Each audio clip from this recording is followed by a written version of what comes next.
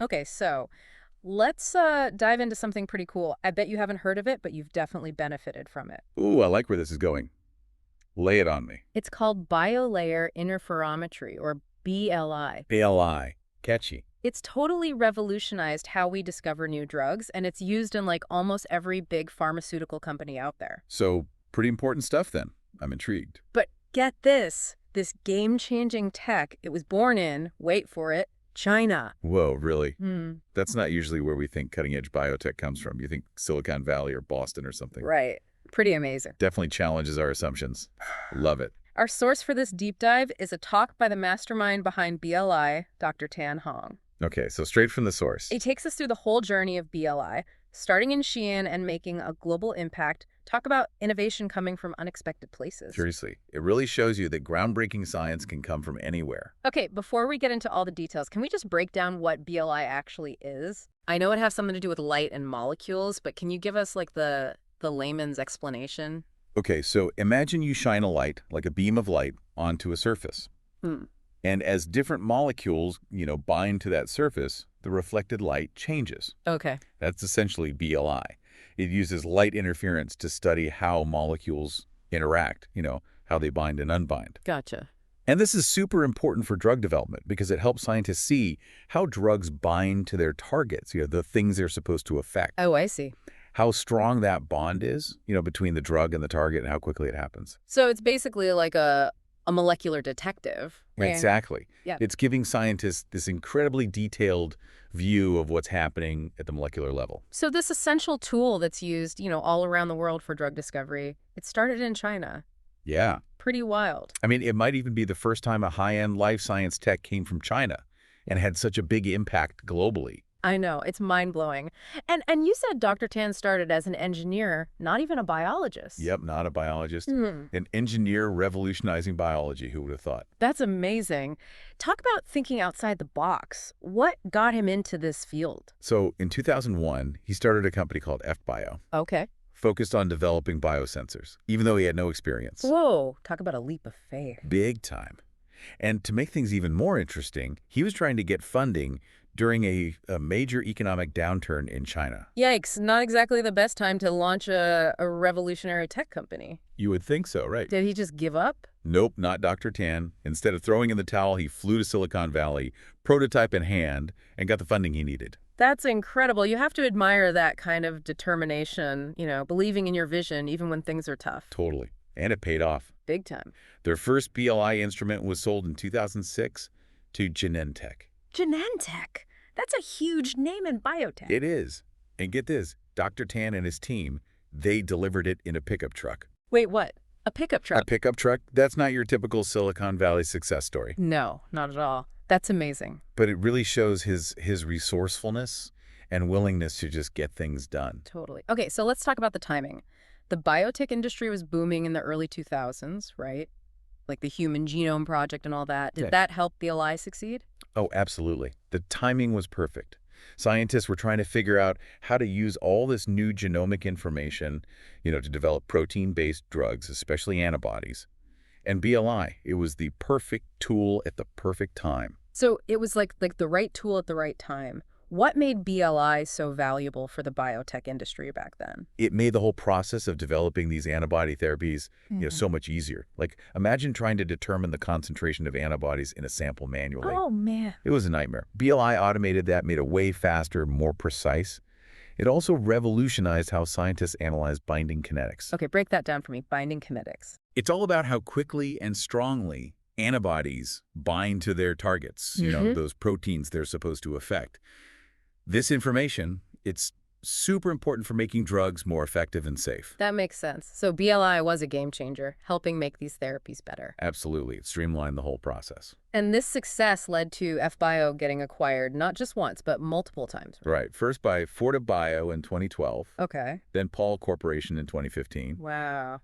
And finally Sartorius in 2020. That's a lot of acquisitions. Is that common in the biotech world? I mean, it seems kind of counterintuitive, Build something amazing and then get absorbed by a bigger company. Yeah, it is kind of ironic, isn't it? The irony of success, I guess you could say. Yeah. And I heard Dr. Tan wasn't exactly thrilled with this whole corporate carousel. What were his concerns? He felt like BLI was becoming, just a cash cow for these big companies. Yeah, Like yeah. innovation was taking a backseat to profits. He saw a gap in the market, a need for the next generation of BLI technology. Yeah, that makes sense. I mean, acquisitions can provide resources, but couldn't they also, like, stifle the entrepreneurial spirit, that drive to innovate? How do you balance those two things? It's a tough question. Hmm. And you see this tension in a lot of industries, not just biotech. So this tension is what led Dr. Tan to found Gatorbio in 2016. Exactly. He wanted to keep pushing the boundaries of BLI, to keep innovating. So he put together a team and set out to build a better BLI, one that could really, go to the next level. It's a classic story, right? The visionary who's not satisfied with the status quo. He wants to keep pushing, keep making things better. Absolutely. And that drive, that's what leads to real breakthroughs. But this wouldn't be a good deep dive without some drama, right? And I hear there was a legal battle involved. Oh, yeah, there was.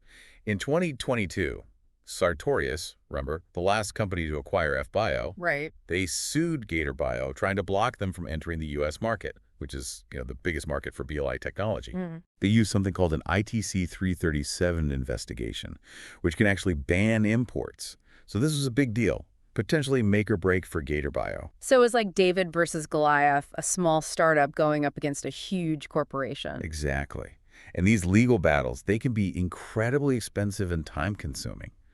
Startups need those resources for research and development. So did Dr. Tan and Gatorbio back down? Oh, not a chance.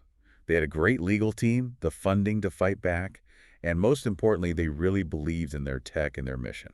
So what happened? It was a long fight, but the judge ruled in Gatorbio's favor. No patent infringement. Sartorius ended up dropping the case completely. That's an incredible victory, especially for a small company going up against a giant like that. It really shows the importance of, having strong legal support, enough funding, and just that unwavering belief in what you're doing. It's inspiring, right? This story, it's already so incredible. From humble beginnings in China to a global stage and legal battles with industry giants, Dr. Tan has seen it all. But I'm curious, what happens next? Where does Gatorbio go from here? What's Dr. Tan's vision for the future of BLI? Oh, we'll get into all that, but first we got to take a quick break. We'll be right back. All right, we're back, and we just heard about Gatorbio's big legal win, proving they can hold their own against the big players. But this deep dive, it's not just about courtroom drama. Right. It's about the future of BLI and what it could mean for all of us. What's next for Gatorbio? Well, Dr. Tan, he wants to really shake things up.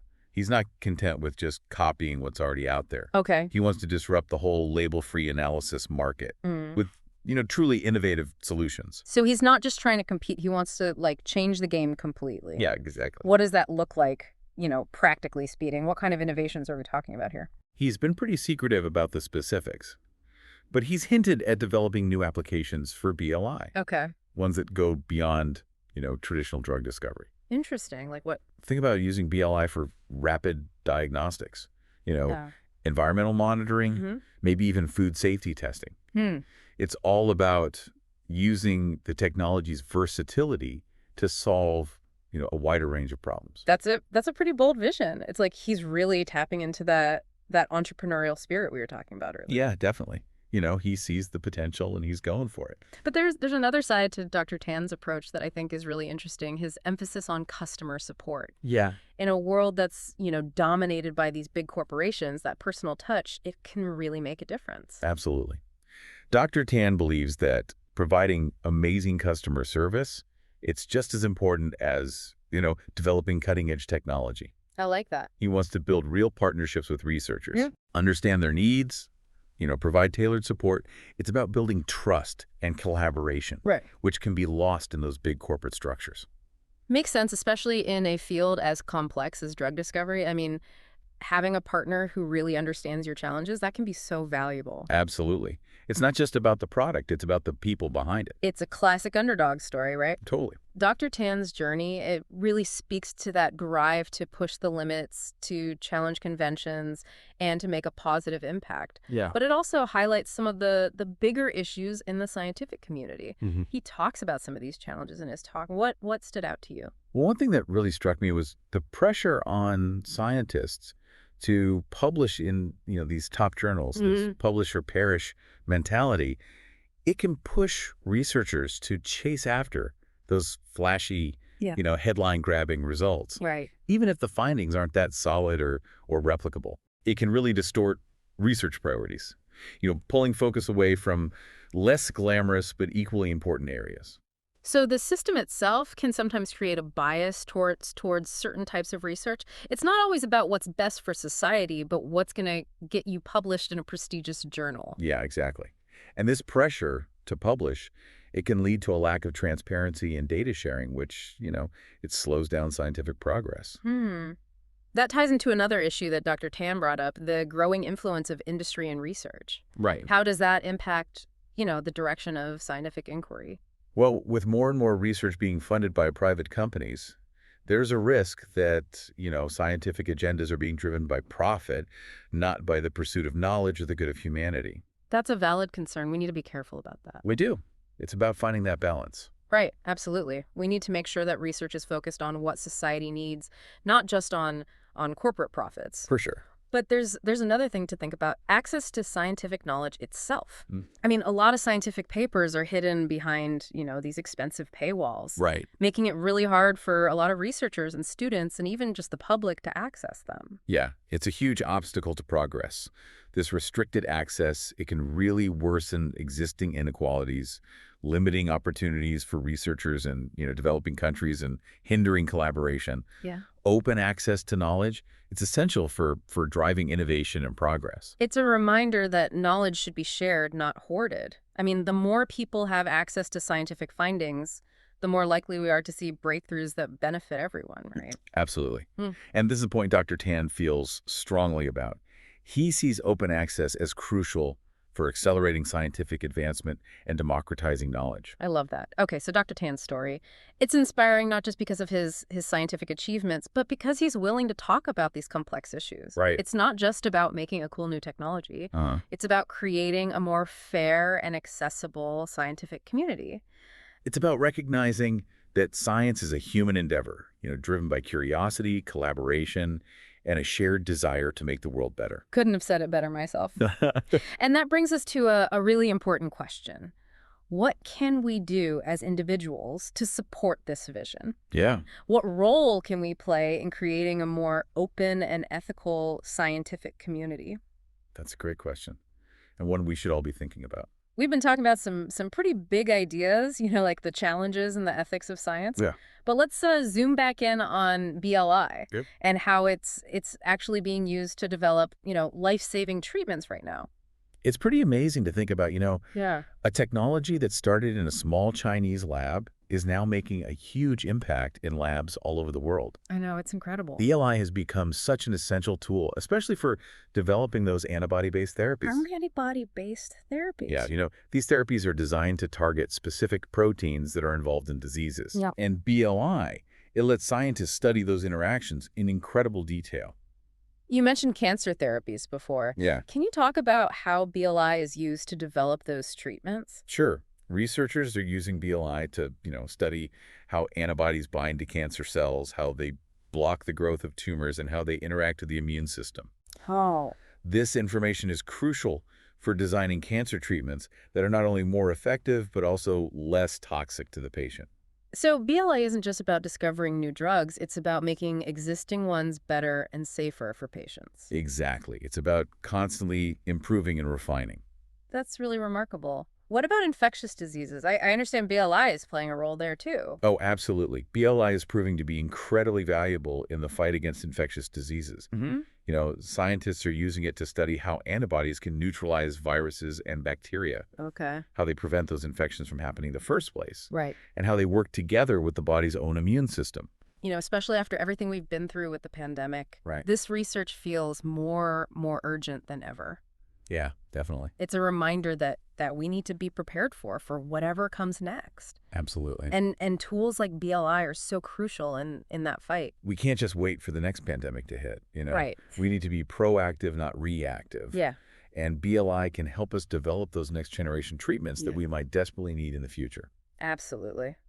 Okay, so we've talked about the current uses of BLI, Uh-huh. but Dr. Tan, he has even bigger aspirations for this technology. Okay. He sees it going way beyond just drug discovery. Yeah, he really does. What else does he envision for the future of BLI? Dr. Tan believes that BLI could revolutionize things like diagnostics, environmental monitoring, even food safety testing.